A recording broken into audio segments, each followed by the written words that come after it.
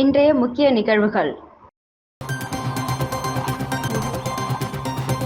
நீதிமன்ற பாதுகாப்பில் இருந்த பொருட்கள் கையாளல் விவகாரம், நீதிமன்ற பணியாளர் குணசேகரன் கைது.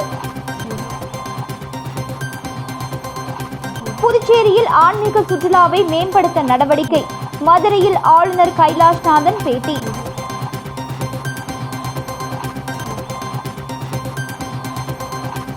தனியார் நிறுவனத்தில் தீ விபத்து, பல லட்சம் ரூபாய் மதிப்பிலான பொருட்கள் எரிந்து சேதம்.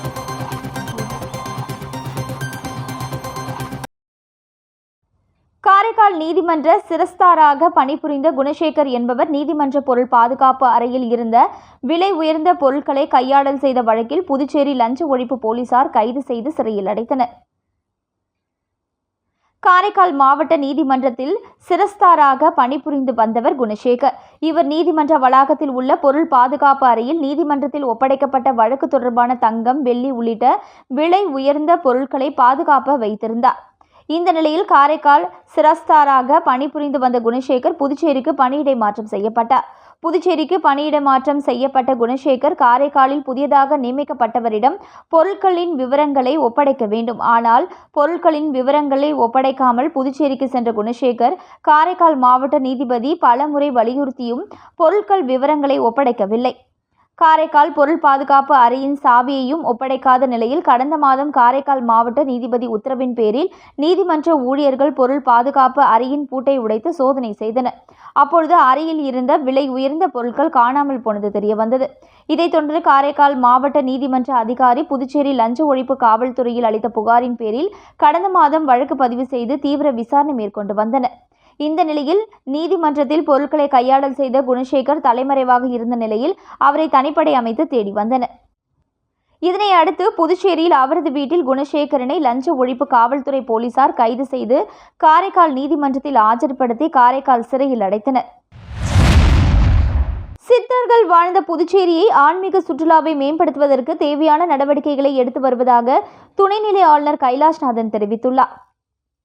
மதுரையில் நடைபெற்று வரும் முருக பக்தர்கள் மாநாட்டில் புதுச்சேரி துணைநிலை ஆளுநர் கைலாஷ்நாதன் கலந்து கொண்டார். அங்கு நிறுவப்பட்டுள்ள அறுபடை வீடு முருக கடவுளை கற்பூர ஆரத்தி எடுத்து வழிபட்டார்.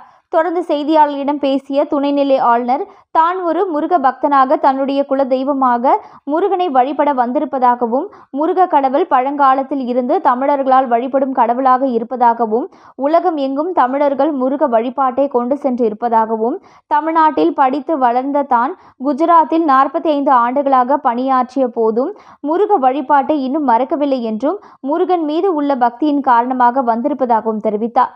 தொடர்ந்து பேசிய அவர் புதுச்சேரியில் ஆன்மீக சுற்றுலாவை வளர்ப்பதற்கான முயற்சிகள் முழு மூச்சாக நடைபெற்று வருகிறது. புதுச்சேரியில் பழமையான கோவில்கள் இருக்கின்றன, சித்தர் பீடங்கள் நிறைய இருக்கின்றன. அவற்றையெல்லாம் இணைத்து ஆன்மீக சுற்றுலாவை மேம்படுத்துவதற்கு அரசு திட்டமிட்டு இருக்கிறது. இங்கே அறுபடை வீடுகளை ஒன்றாக வைத்து கட்டியிருக்கிறார்கள். எப்படி செய்திருக்கிறார்கள் என்பதை பார்க்க வந்தேன் என்றார். புதுச்சேரியில் புதுச்சேரி ஸ்பிரிச்சுவல் டூரிஸ்ட் சென்டராக டெவலப் பண்ணுறதுக்கு நாங்கள் ட்ரை பண்ணிகிட்ருக்கோம். உங்களுக்கு எல்லாம் தெரியும், புதுச்சேரியில் ரொம்ப பழைய கோயில்கள் இருக்குது. அதை தவிர அங்கே 21க்கு மேல் சித்த சமாதிகள் அந்த கோயில்களில் இருக்குது. இப்போ இந்த சித்த சமாதிகளை இப்போ அது எப்படி ஒரு டூரிஸ்ட் அட்ராக்ஷனுக்காக கொண்டு வர முடியும், டெவலப் பண்ண முடியும்னு அதை பார்க்க. அதனால தான் இங்கே 6 கோயிலுக்கு அந்த மாடல் போட்டிருக்காங்க. அதை பார்க்குறதுக்கும் தான் இன்றைக்கி நான் ஸ்பெஷலாக இங்கே வந்தேன்.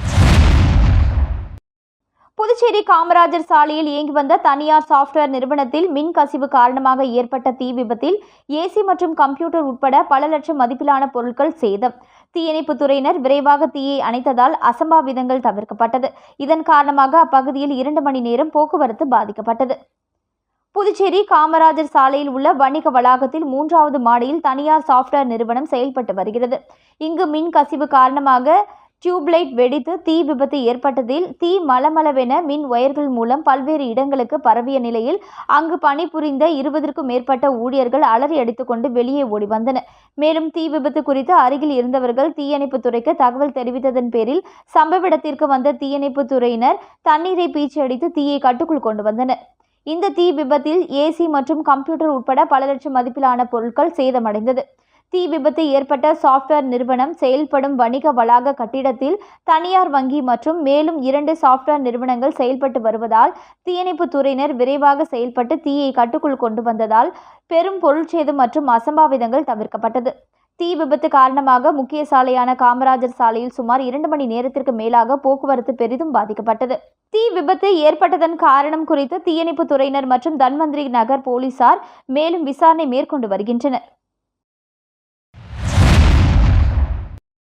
இங்கிலாந்து நாட்டின் உயரிய விருதை பெற்ற புதுச்சேரியை சேர்ந்த செவிலியர் குமாரசாமி முதல்வர் ரங்கசாமியை சந்தித்து விருதினை காண்பித்து வாழ்த்து பெற்றார்.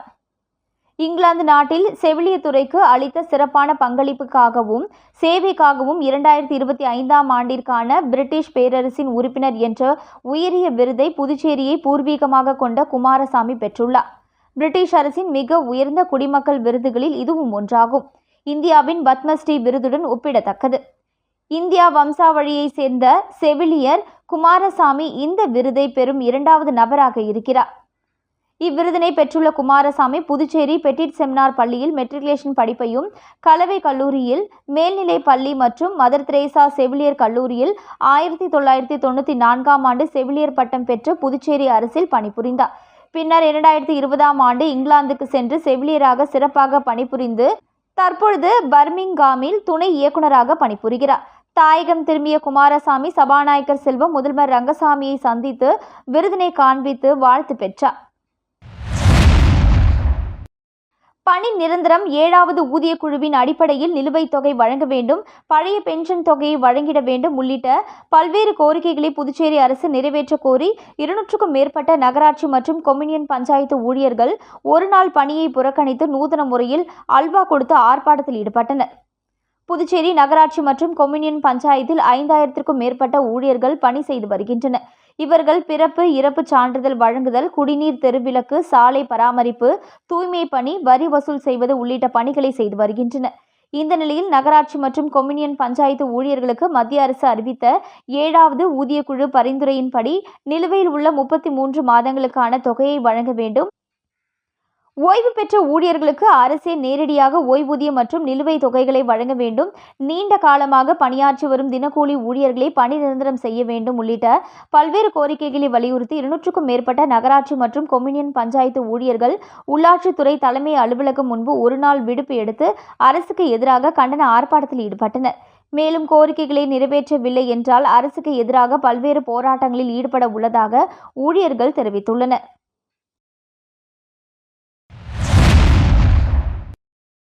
புதுச்சேரி பிள்ளைத்தோட்டம் பகுதியில் உள்ள வீட்டுக்குள் சென்ற மர்ம நபர்கள் அங்கிருந்து 2 லட்சம் ரூபாய் மதிப்பிலான தங்கம், வெள்ளி பொருட்கள் மற்றும் 3,30,000 ரூபாய் ரொக்க பணத்தை திருடி சென்றது தொடர்பாக போலீசார் வழக்கு பதிவு செய்து விசாரணை நடத்தி வருகின்றனர். புதுச்சேரி பிள்ளைத்தோட்டம் பகுதியை சேர்ந்தவர் கணபதி தனது மனைவி, தந்தையுடன் வசித்து வருகிறார். கட்டுமான பணி தொழிலாளியான கணபதிக்கு அவரது மனைவியும் உதவியாக வேலை செய்து வருகிறார்.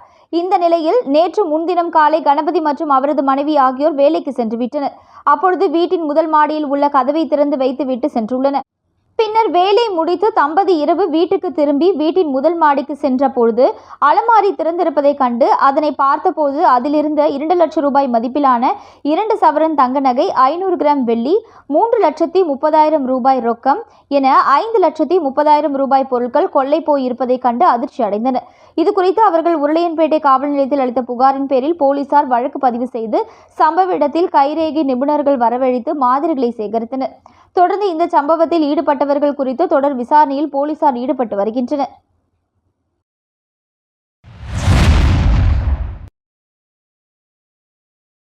ராகுல் காந்தி தேசிய பேரவை சார்பில் ராகுல் காந்தி எம்பியின் பிறந்தநாள் விழா புதுச்சேரியில் பல்வேறு இடங்களில் வெகு விமரிசையாக கொண்டாடப்பட்டது. அகில இந்திய காங்கிரஸ் கட்சியின் முன்னாள் தலைவரும் மக்களவை எதிர்க்கட்சி தலைவருமான ராகுல் காந்தி எம்பியின் பிறந்தநாள் விழா ராகுல் காந்தி தேசிய பேரவை சார்பில் புதுச்சேரியில் பல்வேறு இடங்களில் வெகு விமரிசையாக கொண்டாடப்பட்டது. ராகுல் காந்தி தேசிய பேரவையின் தலைவரும் ஊடக பிரிவு சேர்மனுமான RE சேகர் தலைமையில் பொதுக்குழு உறுப்பினரும் பேரவை துணைத் தலைவருமான திருவேங்கடம், வழக்கறிஞர் பிரிவு தலைவர் மருது பாண்டியன் ஆகியோர் முன்னிலையில் மணக்குள விநாயகர் ஆலயத்தில் சிறப்பு பூஜை செய்யப்பட்டு தங்கத்தேர் இழுக்கப்பட்டு பக்தர்களுக்கு அன்னதானம் வழங்கப்பட்டது. அதனைத் தொடர்ந்து தூய இருதய ஆண்டவர் ஆலயத்தில் சிறப்பு பிரார்த்தனையும், முல்லா வீதியில் உள்ள தர்காவில் சிறப்பு தொழுகையும் நடைபெற்றது. மேலும் அண்ணா சாலை முத்துமாரியம்மன் கோவில் சந்திப்பில் ஏழை எளிய மக்களுக்கு நலத்திட்ட உதவிகள் வழங்கப்பட்டது. மேலும் நிகழ்ச்சிகளில் சிறப்பு விருந்தினராக காங்கிரஸ் கட்சியின் மாநில தலைவர் MP வைத்தியலிங்கம், முன்னாள் முதல்வர் நாராயணசாமி, முன்னாள் அமைச்சர் கந்தசாமி, ஷாஜகான், சட்டமன்ற உறுப்பினர்கள் வைத்தியநாதன், முன்னாள் துணை சபாநாயகர் பாலன், முன்னாள் சட்டமன்ற உறுப்பினர்கள் அனந்தராமன், கார்த்திகேயன், காங்கிரஸ் கட்சியின் துணைத் தலைவர் தேவதாஸ் ஆகியோர் கலந்து கொண்டு சிறப்பித்தனர். மேலும் புதுச்சேரி பிரதேச காங்கிரஸ் நிர்வாகிகள் அசோகன், தயாளன், பிரபு, ஆனந்த பத்மநாபன், ரகுமான், இளையராஜா, தனுசு, சங்கர், ராஜா, ராமன், லோகையன், சாம்பசிவம், விஜயலட்சுமி, ஜெயமூர்த்தி, மகளிர் காங்கிரஸ் தலைவி நிஷா, இளைஞர் காங்கிரஸ் தலைவர் ஆனந்தபாபு, டாக்டர் விஜயகுமாரி, முத்தமிழ், ஜெயலட்சுமி, காங்கேயன், செந்தில்குமார், ஐயப்பன், சங்கர், அங்காளன், கண்ணன், ஜெகவீர பாண்டியன், சூசைராஜ், சார்லஸ், ஆறுமுகம், பரணி, செந்தில்குமார் உட்பட காங்கிரஸ் நிர்வாகிகள் திரளாக கலந்து கொண்டனர். பாக்கம்பேட் பகுதியை சேர்ந்த மறைந்த ஆறுமுகம் அவர்களின் முதலாம் ஆண்டு நினைவு தினத்தை முன்னிட்டு சுடுகாடு பகுதியில் கைப்பம்பு அமைத்து கொடுத்த குடும்பத்தினர். புதுச்சேரி மாநிலம் ஊசுடு சட்டமன்ற தொகுதிக்கு உட்பட்ட கூடப்பாக்கம்பேட் பகுதியில் மறைந்த ஆறுமுகம் அவர்களின் முதலாம் ஆண்டு நினைவு தினம் அனுசரிக்கப்பட்டது. இதனை ஒட்டி சுடுகாட்டு பகுதியில் பொதுமக்கள் காரியங்களில் ஈடுபடும் பொழுது தண்ணீர் பற்றாக்குறை சூழ்நிலை நிலவி வந்தது. இதனை கருத்தில் கொண்டு ஆறுமுகம் குடும்பத்தினர் பொதுமக்களின் பிரச்சனையை போக்கும் வகையில் கைப்பம்பு குடிநீர் அமைத்து பொதுமக்களுக்கு அர்ப்பணித்தனர். இதனைத் தொடர்ந்து பொதுமக்களுக்கு இனிப்புகள் வழங்கப்பட்டது. இந்நிகழ்ச்சியில் வரதராசு, அருள், ஏழுமலை உட்பட கூடப்பாக்கம் கிராம மக்கள், ஊர் முக்கியஸ்தர்கள் என திரளானோர் கலந்து கொண்டு விழாவினை சிறப்பித்தனர். காரைக்கால் சுகாதாரத்துறையில் உள்ள காலி பணியிடங்களை நிரப்ப வேண்டும் உள்ளிட்ட பல்வேறு கோரிக்கைகளை வலியுறுத்தி சுகாதாரத்துறை ஊழியர்கள் கவன ஈர்ப்பு கண்டன ஆர்ப்பாட்டத்தில் ஈடுபட்டனர்.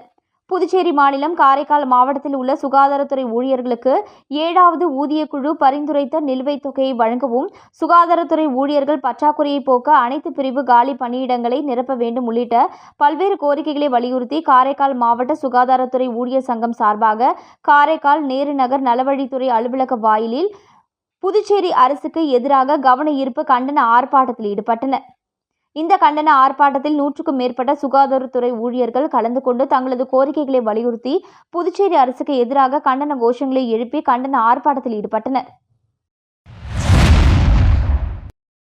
ராகுல் காந்தி MPயின் பிறந்தநாள் விழா வில்லியனூர் சட்டமன்ற தொகுதிக்கு உட்பட்ட பல்வேறு இடங்களில் வெகு விமரிசையாக கொண்டாடப்பட்டது. அகில இந்திய காங்கிரஸ் கட்சியின் முன்னாள் தலைவரும் மக்களவை எதிர்க்கட்சி தலைவருமான ராகுல் காந்தி MPயின் பிறந்தநாள் விழா வில்லியனூர் சட்டமன்ற தொகுதிக்கு உட்பட்ட B. தட்டாஞ்சாவடி, சுல்தான்பேட்டை, வில்லியனூர் ஆகிய இடங்களில் காங்கிரஸ் சிறுபான்மை பிரிவு தலைவர் முகமது அசன் தலைமையில் பொதுமக்களுக்கு இனிப்பு மற்றும் அன்னதானம் உள்ளிட்ட நலத்திட்ட உதவிகள் வழங்கி வெகு விமரிசையாக கொண்டாடப்பட்டது. இந்நிகழ்ச்சியில் சிறப்பு விருந்தினராக காங்கிரஸ் கட்சியின் மாநில தலைவர் MP வைத்தியலிங்கம், முன்னாள் முதல்வர் நாராயணசாமி, சட்டமன்ற உறுப்பினர் வைத்தியநாதன், முன்னாள் சட்டமன்ற உறுப்பினர்கள் அனந்தராமன், கார்த்திகேயன், புதுச்சேரி மாநில சிறுபான்மை பிரிவு அகில இந்திய பொறுப்பாளர் மீரா உசேன், பொதுச் செயலாளர் ரகுமான், சிவ சண்முகம், மகளிர் அணி தலைவி நிஷா ஆகியோர் கலந்து கொண்டு சிறப்பித்தனர். இந்நிகழ்ச்சியில் புதுச்சேரி பிரதேச காங்கிரஸ் நிர்வாகிகள் கார்த்திக், ராஜவேலு, உபைது ரகுமான், பூபாலன், மங்கலம், தொகுதி வட்டார காங்கிரஸ் விநாயகமூர்த்தி முதலியார், வீரமுத்து, கனக சுப்பராயன், ராமச்சந்திரன், சேவா தள தலைவர் வீரபாண்டி, பழனி தர்மலிங்கம், ராஜேந்திரன் உட்பட கட்சி நிர்வாகிகள் ஏராளமானோர் கலந்து கொண்டு விழாவினை சிறப்பித்தனர்.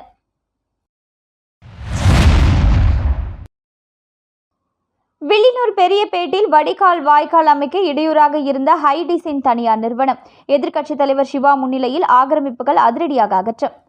புதுச்சேரி வில்லியனூர் சட்டமன்ற தொகுதிக்கு உட்பட்ட பெரியபேட் நீர்ப்பாசன வடிகால் வாய்க்காலுக்கு வினித் நகர் மாரியம்மன் கோவில் தெரு முதல் V. மணவெளி பிரதான சாலை வரை பொதுப்பணித்துறை நீர்ப்பாசன கோட்டம் மூலம் 1,54,58,000 ரூபாய் மதிப்பீட்டில் புதியதாக கான்கிரீட் சுவர்களுடன் கூடிய வடிகால் வாய்க்கால் அமைக்கும் பணி கடந்த ஆண்டு செப்டம்பர் மாதம் தொடங்கியது. இந்த பணிகள் விறுவிறுப்பாக நடைபெற்று வந்த நிலையில் வாய்க்கால் செல்லும் ஒரு குறிப்பிட்ட பகுதியை ஹைடிசைன் தனியார் நிறுவனம் ஆக்கிரமிப்பு செய்திருந்தது.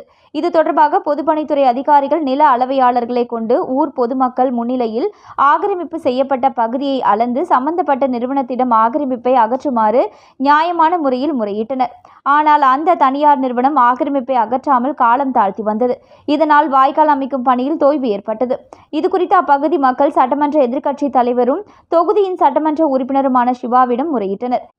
இதையடுத்து சட்டமன்ற எதிர்க்கட்சி தலைவர் சிவா அவர்கள் பொதுப்பணித்துறை அதிகாரிகள், நில அளவையாளர்கள் மற்றும் ஊர் பொதுமக்களுடன் ஹைடிசைன் தனியார் நிறுவனம் ஆக்கிரமிப்பு செய்துள்ள இடத்திற்கு நேரில் சென்று ஆய்வு செய்தனர். அப்பொழுது வடிகால் வாய்க்கால் அமையவுள்ள அரசு நிலத்தை ஹைடிசைன் தனியார் நிறுவனம் ஆக்கிரமிப்பு செய்துள்ளது உறுதி செய்யப்பட்டது. தொடர்ந்து சட்டமன்ற எதிர்க்கட்சி தலைவர் சிவா அங்கேயே முகாமிட்டு ஜேசிபி இயந்திரத்தை சம்பவ இடத்திற்கு வரவழைத்து ஆக்கிரமிப்புகளை அகற்ற செய்தார். தொடர்ந்து தற்பொழுது வடிகால் வாய்க்கால் அமைக்கும் பணி மீண்டும் தொடங்கப்பட்டுள்ளது.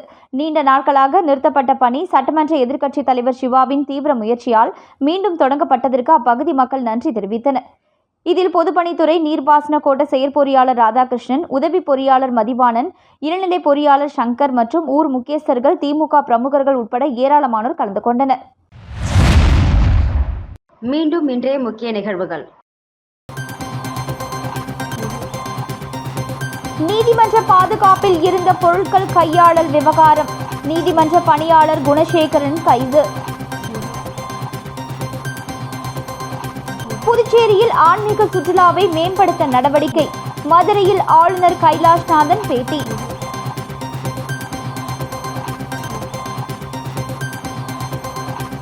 தனியார் நிறுவனத்தில் தீ விபத்து, பல லட்சம் ரூபாய் மதிப்பிலான பொருட்கள் எரிந்து சேதம்.